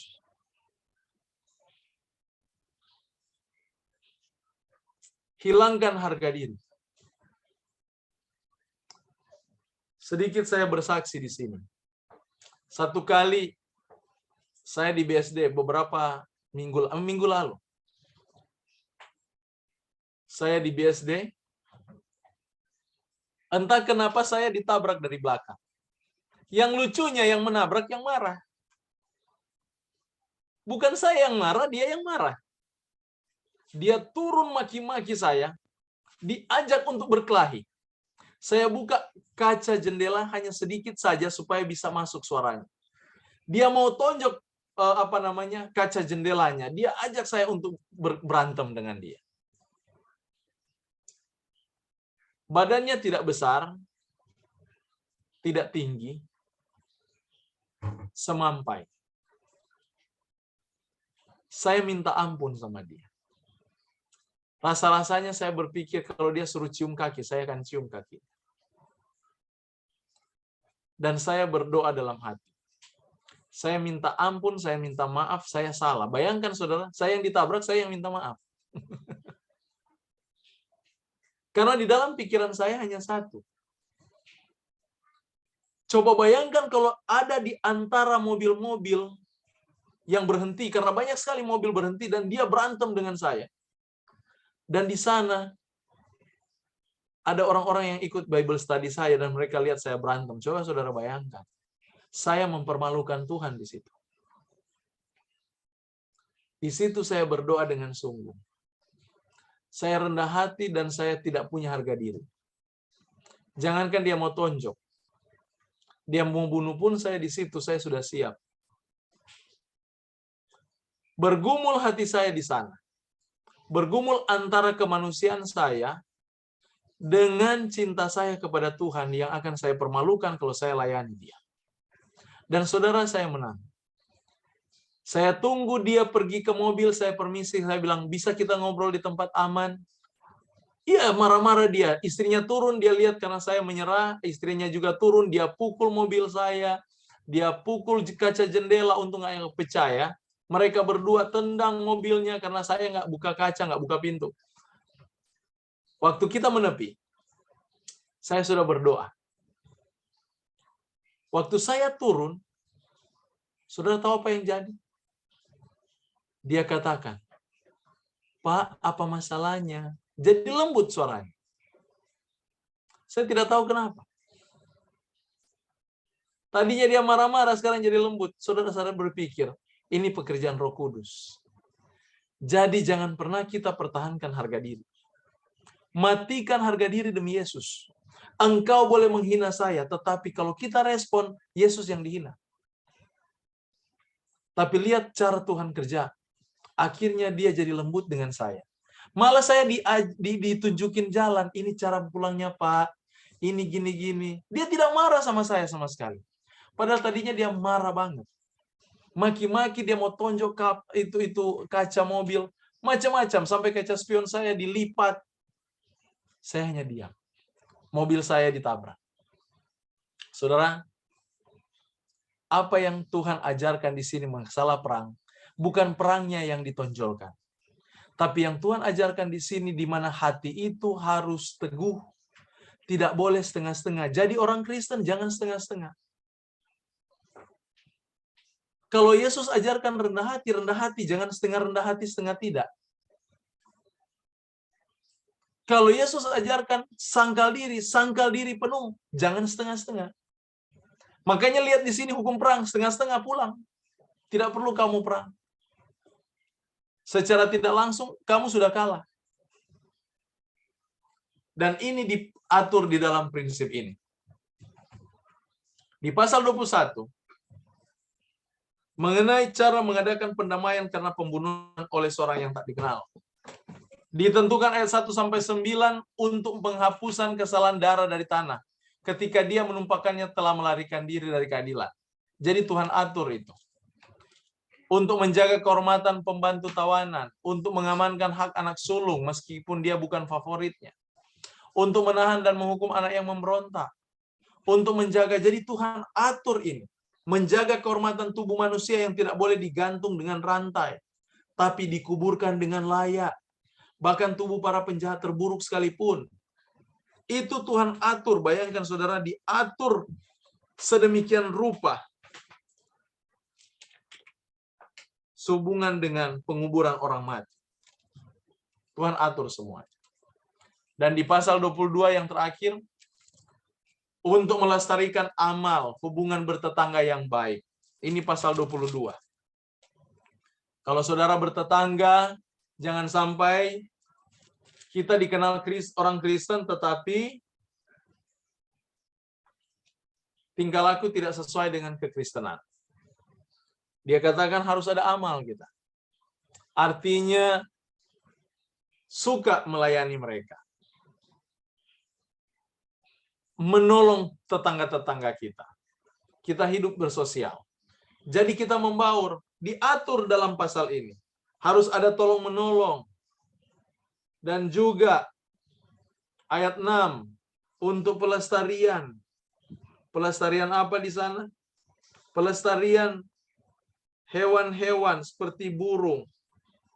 Dan juga dia katakan, kalau ada mendirikan rumah, jadi ada anak-anak yang suka ambil apa namanya, anak-anak burung di sarang ya, telur burung. Di ayat ini, di ayat 6, ayat 5 dari pasal 20 itu diatur, Tuhan nggak suka itu. Makanya kita harus larang anak-anak seperti ini. Jangan suka kasih mati itu telur atau burung, kasih keluar dari sarangnya. Lestarikan mereka, izinkan mereka terbang bebas di sekitar kita. Bayangkan Tuhan sampai atur sedemikian rupa, saudara. Jadi anak-anak Tuhan mereka pecinta binatang sebenarnya. Jadi kita bisa lihat, Amsal juga kan kata, orang yang baik, dia mencintai hewan. Jangan sampai kita jadi sadis, suka membunuh hewan, suka lihat darah. Ada teman saya dulu, saya heran lihat dia. Ada kucing, suka ambil ikannya. Dia marah sekali. Dia katakan, tunggu kucing kamu balik. Dan benar tahu saudara apa yang dia buat. Begitu dia dapat kucingnya, dia ikat, dia salib, dan dia main tembak pakai senapang angin. Sadis. Ngeri itu. Tapi tidak demikian dengan umat-umat Tuhan. Mereka terlepas dari hal itu. Ini semua aturan-aturan mengenai hukum perkawinan. Ya, diatur di sana. Reputasi seorang istri yang dilecehkan. Hukumannya jika bersalah. Dan pelestarian akan kesucian. Semua ini diatur di pasal 22. Mungkin sampai sini dulu saya minta maaf ini waktunya begitu cepat ya. Tapi setidaknya kita boleh mendapatkan hal yang baik, yang berguna, berfaedah dari setiap pasal yang sudah kita pelajari. Saya hanya mereview kembali apa yang saudara sudah baca dan kita sudah baca bersama-sama dari pasal-pasal ini. Mungkin ada pertanyaan tambahan untuk beberapa menit ke depan, saya persilakan. Boleh saya, Pak Pendeta? Ya, silakan Pak John. Ya, karena kalau belum ada orang, itu ada teman. Jadi dari ulangan ini ada beberapa pasal yang saya ambil sini. Misalnya mengenai ulangan 16, ya, hari-hari raya itu. Nah, saya pernah baca, kalau nggak salah orang Israel itu, dia itu mempunyai 7 hari raya. Satu adalah Yom Kippur. Yom Kippur itu adalah hari raya itu. Waktu itu kan ceritanya Israel menyerang negara-negara Arab menyerang Israel pada waktu hari raya itu. Itu satu ya. Mengenai hari raya itu, apalagi hari raya-hari yang lain. Kemudian Pak Pendeta, Iya, Pak John. Kemudian mengenai hari raya Paskah, itu yang saya belum jelas sampai sekarang. Hari raya Paskah itu kan sebenarnya diterangkan di waktu Musa keluar dari Mesir, itu adalah hari raya Paskah karena dia keluar dari Mesir. Hari raya roti tidak beragi. Tetapi untuk orang Kristen itu mengatakan bahwa hari raya Paskah itu adalah hari raya kebangkitan Tuhan Yesus. Kebangkitan bukan kenaikan, kebangkitan Tuhan Yesus. Nah, itu yang satu ya. Kemudian di ayat 15 pasal 19 ada mengenai hak kesulungan. Hak kesulungan ini kalau hak kesulungan manusia ya saya sudah bisa ngerti itu. Tapi ini hak kesulungan hewan. Nah, ini gimana kalau anak kambing itu lahir anak pertama gitu? Nah, itu saya belum jelas itu mengenai itu. Nah, yang terakhir itu ketiga mengenai utang. Kalau utang ini mengenai sebagai itu aja ini sebagai kesaksian saya. Jadi waktu saya di Manado itu ya mereka pikir saya banyak uang ya. Mereka bilang pinjam. Saya selalu berkatakan kalau kalian mau pinjam atau mau utang. Kalau utang mesti bayar. Tapi kalau mau pinjam ya sudah selesai. Tapi ternyata itu saya bayar, tapi utang saya bayar, namanya utang. Itu kan di Alkitab juga ada utang harus dibayar. Tapi sampai saya pergi ke Jakarta, begitu banyak uangnya yang dipinjam itu, dan saya tahu dia sudah punya banyak uang juga untuk bisa mengembalikan, tapi ia tidak mengembalikan itu. Jadi saya anggap sudahlah, itu sudah selesai. Jadi itu yang maksud saya, itu kesaksian saya jadi mengenai utang piutang. Terima kasih Pak Pendeta. Terima kasih Pak Dr. John. Yom Kippur itu hari pendamaian. Yom artinya hari, Kippur pendamaian. Jadi itu hari pendamaian itu 1 tahun 1 kali. Yang dirayakan sebagai 1 hari. Mengapa disebut pendamaian? Karena itu sistem ibaratnya dosa itu dialihkan semua. Jadi ada hari raya harian, korban harian, korban pagi dan petang. Setiap pagi imam sudah buka mesbah untuk siapa yang mau mengaku dosa. Dia datang dengan hewannya yang ditentukan dan darahnya dari hewan itu dipercikan di mesbah itu. Itu menjadi simbol di mana dosa orang ini secara simbolik melalui darah korban itu dipindahkan ke Ka'bah. Ya kan? Melalui darah itu. Secara simbolik dipindahkan. Jadi orang itu sudah tidak lagi penanggung dosa, tapi dosa itu ditanggungkan ke Ka'bah. Ya kan? Nah, selama 1 tahun, dosa itu masih ada di sana. Hari Raya Yom Kippur, dosa itu dipindahkan secara simbolik melalui imam masuk di dalam bilik Maha Kudus dan memercikan darah itu di atas kaporet, tabut perjanjian atau seat of mercy. Tempat di mana tahta anugerah Tuhan itu. Dari kata kaporet itu muncul kata kippur, pendamaian. Di sana dipercikan darah itu dan secara simbolik imam itu keluar dan menumpangkan tangan kepada kambing Asasel. Karena demikian peristiwa di mana dosa itu dipindahkan di Ka'bah melalui imam, dan imam juga secara simbolik membawa dosa itu kepada Asasel. Dan Asasel itu sesudah dipindahkan ke Asasel itu secara simbolik, dia itu dibuang ke padang gurun dan dibiarkan di sana sampai dia mati. Tidak boleh kembali ke Ka'bah. Demikian gambaran sistem penebusan. Waktu Yesus mati di salib menjadi korban. Iya kan? Korban ini untuk penyelesaian dosa, betul tidak? Ya. Iya.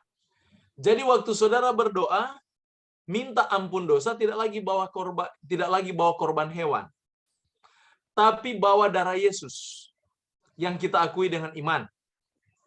Kepada siapa? Kepada Tuhan, Bapa di sorga. Kita bawa itu dia.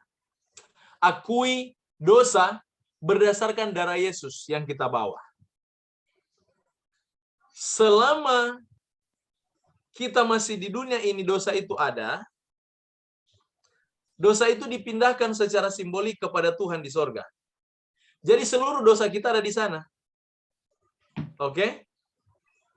Kapan Tuhan selesaikan dosa ini? Nanti Tuhan limpahkan itu ke Lucifer, ke setan. Karena demikian asal-asal itu menjadi simbol setan. Baru dibuang dia ke padang gurun. Demikian setan itu dirantai 1000 tahun kosong, tidak ada tempat, tidak ada manusia di sini. Dibiarkan dia. Jadi dosa itu ditanggungkan sepenuhnya kepada setan, baru dia mati. Jadi kapan dosa itu selesai? Ketika setan akan dibinasakan. Jadi selama setan belum dibinasakan, dosa kita belum selesai. Secara simbol itu kalau ibarat di Ka'bah masih dipindahkan. Jadi semua dosa-dosa kita masih ditampung sama Yesus. Masih sama dia itu. Waktu kita minta ampun, Tuhan ampuni. Tuhan, oke, saya sudah ampuni kamu. Kamu baik. Oke, berubah. Tapi dosa itu masih dia telan. Masih dengan dia itu. Sudah tidak dengan kita. Dia, makanya saya tadi katakan, yang sebenarnya bergumul dengan dosa itu bukan saudara. Yang bergumul dengan dosa itu Yesus. Jadi selama kita berbuat dosa, kita sementara membuat anak Tuhan itu menderita. Semakin kita buat dosa, semakin menderita Yesus itu. Makanya kalau saudara mencintai Yesus, jangan pernah cintai dosa. Karena selama kita buat dosa, kita sementara membuat dia menderita. Dosa itu dia tanggung.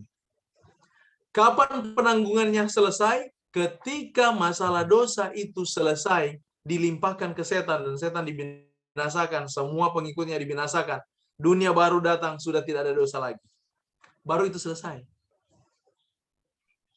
Itu makna Yom Kippur.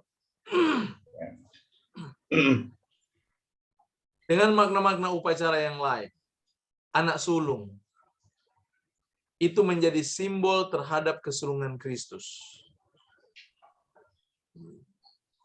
Simbol terhadap kesulungan Yesus. Itu kesulungan itu. Dan apa tadi Pak John, saya lupa.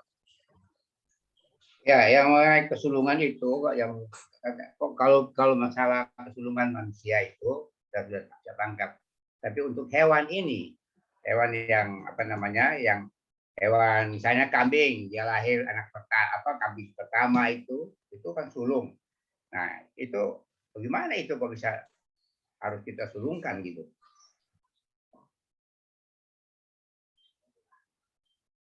Ya Pak Pendeta.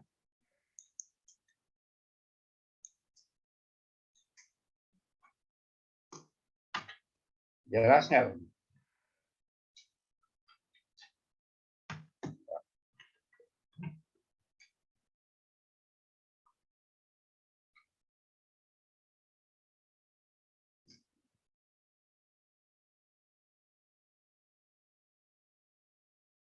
Macet lagi ya Pak Pendeta. Iya. Minta maaf, kelempar lagi tadi Pak John. Lanjut.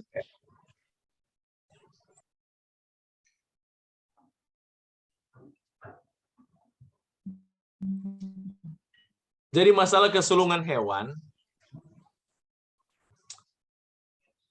ingat waktu dia perintahkan itu di Mesir, dia sementara menyatakan bahwa semua yang sulung adalah milik dia, karena menjadi simbol Yesus.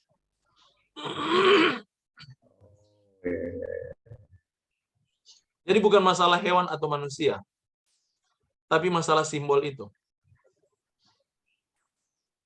Untuk menyatakan bahwa semua yang sulung itu milik Jadi Allah. Baik hewan atau binatang manusia. sama manusia. Ya, saya tangkap tuh, Pak. Itu masalah sulung itu. Dan apalagi tadi yang terakhir, Pak Jan, minta maaf saya. Ya, itu tadi cuma sebagai itu aja, mengenai utama. Itu sebagai kesaksian aja. Oh iya. Boleh saya kelewat tadi. Kan saya masih bertanya-tanya dalam sampai saat ini, kalau saya baca Alkitab, kenapa Tuhan memilih orang Lewi untuk melayani dalam Ka'bah, ya, dan dia tidak mendapat hak sebagai itu? Oh iya. Apakah dia orang Lewi itu memang spesial atau bagaimana tuh? Waktu peristiwa Musa di atas Gunung Sinai dan orang Israel menyembah patung di bawah, yang tidak mengikuti penyembahan itu orang Lewi. Ada di mana itu?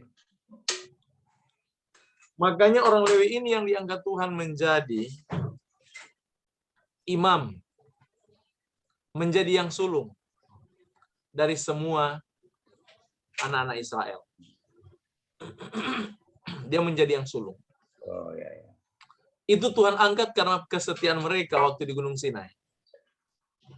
Tadinya tidak ada keimamatan Lewi. Yang diperhitungkan sebelumnya adalah keimamatan Melkisedek. Melkisedek, ya. Ya kan? Dan tiba-tiba masuk keimamatan Lewi karena peristiwa Gunung Sinai itu. Dan sekarang melalui Yesus dihitung juga sistem keimamatan Melkisedek. Iman Abraham terhadap Melkisedek itu jadi perhitungan kepada kita. Semua itu bicara simbol yang intinya adalah pekerjaan ilahi dalam keselamatan manusia. Itu inti utama dari pelajaran-pelajaran itu. Baik. Itu yang bisa saya tahu, Pak John. Terima kasih. Terima kasih Pak Pendeta. Saya baru jelas sekarang itu. Iya. Tadi Tante Kiki, bagaimana Tante Kiki? Oh enggak, ini mungkin tadi udah diterangin ya. Tentang ini pendeta yang itu Tuhan suruh lempari dengan batu sampai mati. Yang kayak di ayat 17 sama 21 ada tuh. Itu beneran maksudnya kok kelihatannya kejam sekali ya Tuhan. Iya, ini bagus pertanyaan Tante Kiki ini. Kalau kita tidak mengerti latar belakang bangsa Israel ini, mengapa Tuhan memerintahkan perintah seperti itu? Pertama, mata ganti mata, gigi ganti gigi. Saya sudah sering jelaskan itu. Itu karena kondisi manusia saat itu. Tuhan membatasi perilaku mereka yang sangat kejam. Kalau kita pukul mereka, mereka bukan pukul kita. Mereka pasti bunuh kita. Jadi Tuhan batasi tindakan mereka. Jangan lakukan itu seperti itu. Kalau orang kasih jatuh gigimu, jangan jatuhkan kepalanya. Cukup giginya aja juga kamu jatuhin. Jadi itu cara Tuhan membatasi. Sekarang, mengapa mereka harus dilempar dengan batu sampai mati? Dan perhatikan di sana. Tuhan suruh yang lebih dahulu melempar adalah tua-tua. Orang-orang rohaniawan ini. Sebenarnya di masa Musa ini di perjanjian lama, sistem yang Tuhan gunakan adalah di mana mereka menjadi perpanjangan tangan Tuhan di dalam menghakimi. Supaya mereka sendiri sadar dan tahu yang mereka lakukan itu sebenarnya salah. Ingat, ini budak. budak di tanah Mesir yang sudah ratusan tahun, ada kurang lebih 400 tahun. Keturunan, ada berapa keturunan yang lewat itu? Ya, kalau di 400 tahun, ada 4 keturunan ya. Keturunan-keturunan ini sudah tidak pernah kenal kebenaran. Jadi mereka ini sudah hidup membabi buta, ibaratnya. Tidak tahu huruf, pokoknya tidak tahu hal moral. Jadi kalau mereka membunuh, seolah itu satu kesukaan. Tuhan mau waktu mereka melakukan hal itu, hati mereka ada rasa sayang untuk melihat orang yang dibunuh ini. Karena memang hukum Tuhan untuk melanggar kekudusan, jangankan mereka bunuh, Tuhan yang akan bunuh itu sebenarnya. Bukan Tuhan galak, tidak. Ingat dia katakan di dalam kitab, coba buka waktu peristiwa dalam kitab Bilangan. Buka dengan saya kitab Bilangan.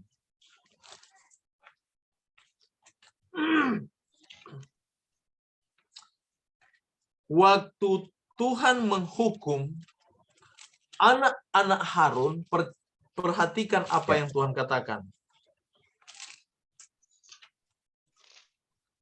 Di pasal Bilangan, pasalnya yang ke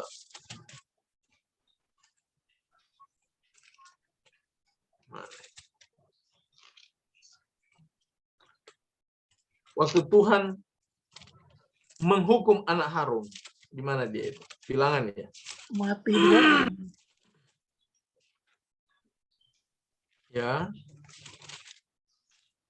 Sebentar. Ini pemberontakan Maryam.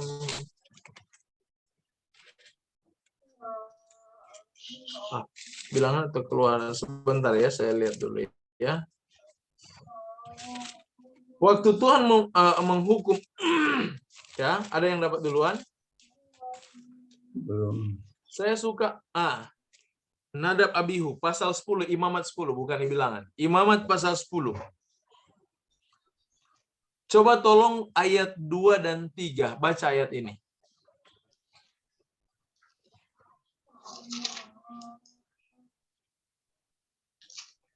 Imamat 10 ayat 2 dan 3. Maka keluarlah api dari hadapan Tuhan, lalu menghanguskan keduanya sehingga mati di hadapan Tuhan. Ayat 3. Berkatalah Musa kepada Harun, inilah yang difirmankan Tuhan, kepada orang yang karib kepadaku, kunyatakan kekudusanku, dan di muka seluruh bangsa itu akan kuperlihatkan kemuliaanku, dan Harun berdiam diri. Terima kasih. Lihat ayat ini. Tuhan membinasakan Nadab dan Abihu. Kebinasaan itu dia katakan bagian dari kemuliaannya. Iya kan? Mengapa penyataan Tuhan ini sepertinya Tuhan kejam ya? Tuhan membela umatnya, selalu dia katakan, demi namaku. Demi namaku. Dengan kata lain, Tuhan sementara ajarkan kepada bangsa ini.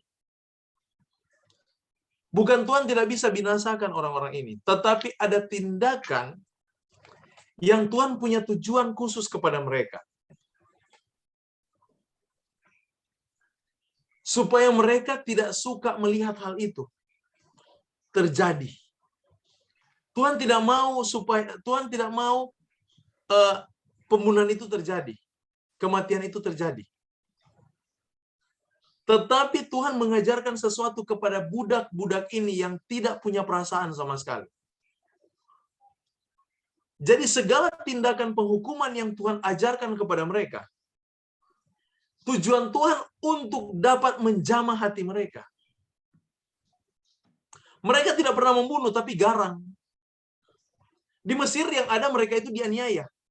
Dan orang yang mental mereka sudah terpelihara dengan cara itu, mereka garang dan tidak ada belas kasihan. Bagaimana Tuhan membangkitkan belas kasihan kepada mereka? Tuhan izinkan penghukuman yang harus Tuhan jalankan mereka jalankan. Karena Tuhan mau mereka merasakan ada belas kasih di sana. Tapi di balik itu, si pendosa harus menerima konsekuensi. Jadi Tuhan mendidik dua belah pihak, baik si pendosa maupun si penghukum. Karena dua-dua ini datang dari latar belakang yang keras. Makanya Tuhan katakan mereka ini tegar tengkuk dari awal. Karena mental mereka sudah terlatih seperti itu. Jadi jangan kita berpikir orang Israel yang Tuhan pimpin ini orang-orang biasa. Tidak, orang-orang yang terpelajar. Mereka bukan orang terpelajar. Sulit bagi mereka untuk memahami kebenaran. Bayangkan saudara, Musa ada ngomong dengan Tuhan di gunung, di bawah mereka buat patung. Bagaimana tegar tengkuknya mereka itu. Mereka sudah lihat Tuhan membelah laut dan memberikan mereka jalan. Sesudah mereka keluar dari laut itu, mereka bersungut di depan. Mereka sudah lihat tiang awan, tiang api menuntun mereka. Mata mereka menyaksikan kemuliaan Allah. Bayangkan mereka masih bersungut. Coba saudara, kita bayangkan bagaimana tegar tengkuknya bangsa ini. Sampai Tuhan gemes begitu. Makanya tindakan yang Tuhan buat, dia gunakan cara ini untuk menggugah hati mereka sendiri. Karena mereka kalau mau gunakan cara kasih, mereka sudah tidak peka lagi dengan hal kasih. Dan ini saya ingat ada dosen saya, dia katakan begini. Tindakan Tuhan itu sama dengan, jadi sistem pendidikan ada dua cara. Yang disebut dengan soft therapy dengan shock therapy. Soft therapy, kalau kita tahu orang ini lembut, orang ini peka, kita hanya soft therapy dengan dia. Dek, jangan ya. Itu sakit. Oh iya, dia takut. Baru lihat mata bapaknya yang sudah melek gitu, langsung takut dia. Iya ya, papa marah. Karena kenapa? Perasaannya yang peka. Tapi ada yang shock therapy. Shock therapy contoh orang yang sudah mau terbakar api, terkurung di rumah. Tidak mungkin kita bilang, Dek, lompat, sudah ada api, nanti mati, menyala kamu di situ. Tidak mungkin. Yang kita buat adalah ambil anak ini dan kita lempar, dan dia sakit, dia luka. Tapi untuk keselamatannya. Demikian sistem Tuhan di dalam padang belantara. Sistem Tuhan di tengah-tengah umat di padang belantara, dia gunakan sistem shock therapy. Itu namanya shock therapy. Untuk membawa pikiran mereka bahwa satu hal, pembunuhan itu bukan hal yang gampang. Kematian seseorang itu bukan hal yang mudah. Untuk menjalankan satu penghukuman, konsekuensi-konsekuensi hukum yang harus mereka jalankan. Itu konsekuensi-konsekuensi yang keras. Dan Tuhan mencoba untuk memberi mereka pengertian dalam hal ini. Tapi mereka masih salah mengerti Allah. Tapi buktinya, banyak nabi-nabi yang sudah mengerti Allah. Banyak umatnya di zaman itu mereka mengerti Tuhan dan mereka berubah. Tapi yang hati keras seperti ini, mereka sulit untuk pahami. Jadi itu alasan mengapa Tuhan berikan sistem penghukuman seperti ini. Lempar mereka dengan batu, mata ganti mata, gigi ganti gigi. Karena kondisi bangsa itu. Makanya waktu Yesus datang, dia lebih perjelas sistem hukumnya. Bukan ini dimaksudkan Tuhan. Makanya orang yang kurang belajar mengerti mengenai latar belakang sifat ini, mereka berpikir perjanjian lama Allahnya jahat. Perjanjian baru Allahnya baik. Dia lupa Allah perjanjian lama dengan baru sama bentuknya. Hanya kondisi manusianya sudah berbeda. Jadi saudara, jangan, kalau sampai Tuhan bertindak seperti Allah perjanjian lama, itu karena kita otaknya sama orang perjanjian lama ini. Yang budak lama ini yang tidak mau mengerti, jangan sampai kita mengalami hal yang sama. Kasihi Tuhan itu, dia sudah mati bagi kita. Hargai dia. Jadi saat ini panggilannya sudah bukan lagi seperti Sistem caranya bukan lagi sama dengan apa yang terjadi di Perjanjian Lama. Tetapi sistem kerjanya lebih baik sekarang. Makanya tuntutan hukum kepada kita di kemudian hari ini, di hari terakhir, lebih besar. Karena kenapa? Kita mempertanggungjawabkan karakter yang disucikan. Karena Tuhan bilang hanya orang suci hati yang bisa melihat Allah. Jadi tuntutan kita lebih banyak. Makanya hal yang terbaik yang kita lakukan di akhir zaman ini adalah ketergantungan kita dan cinta kita kepada Yesus. Itu dulu kita lakukan. Semoga ini bisa dapat terjawab, Tante Ki, sehubungan dengan... Makasih, Pendeta. Ya, terima kasih, Tante Ki. Itu yang bisa saya pahami dari karakter Allah di dalam Perjanjian Lama. Jadi dia tidak pernah berubah. Dia sama, cuma kondisi orangnya yang membuat Tuhan mengimbangi hukumnya untuk mereka. Tidak sama dengan kita sekarang lagi.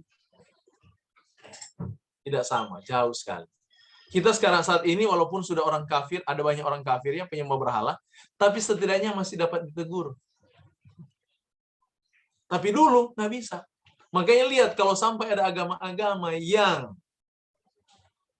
mempertahankan kekerasan hati, mereka dalam bahaya. Sekali Tuhan tindaki, dia akan tindaki sama bangsa Israel dulu. Dan tindakan dia gunakan alam.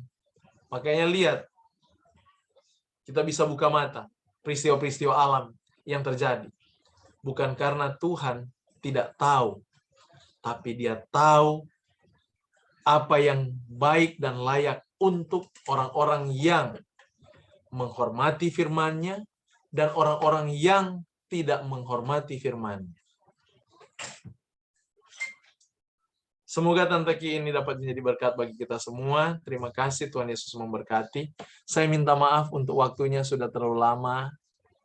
Yang ada di Balikpapan sudah ngantuk ya, sudah 9:30 ini. Kita akan tutup saja dengan doa. Mungkin ada usulan doa. Nanti kalau ada pertanyaan yang lain disimpan dulu. Kita akan kembali di hari Selasa, kalau ada yang sempat hari Selasa, dan juga hari Minggu depan untuk lanjutan. Oke, ya. Terima kasih, Pak Gibson juga terima kasih. Baik, ada usulan doa?